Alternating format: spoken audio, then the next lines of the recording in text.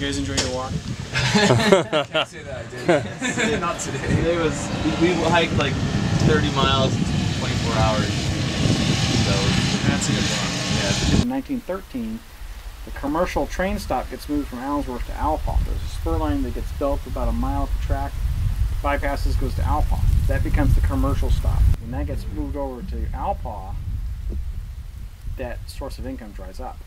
Okay, because Alpha is 7 miles away. It's not really, at the time, that's not a commutable distance. Well, you got to remember, 1988 America, the Model T was just introduced. Most people are still traveling by horse and carriage or by bicycle. That's actually a period correct bike, by the way. The bicycle is what expands suburbia. That's what allows suburbia to grow. Because the average worker could afford a bike.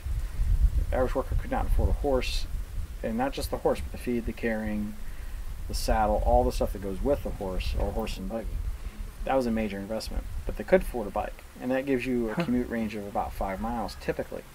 Wow. And then by 1918, as the town starts to decline, the war industry is kicked off.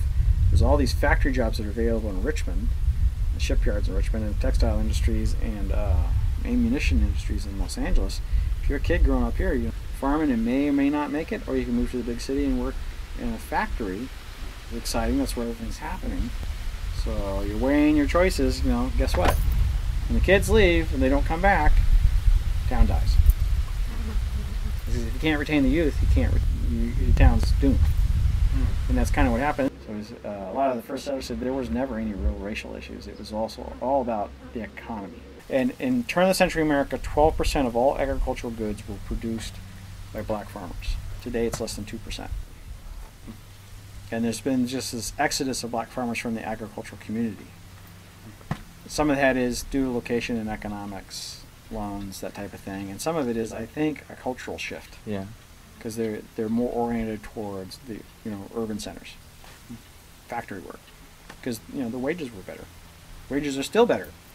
I mean, basically someone with a high school diploma, if you can get a job at an auto plant, you can make $40-45 an hour versus someone with when I was going to school, I just finished my BA, I was making $10 an hour. It's economics. Because farming's such a generational thing.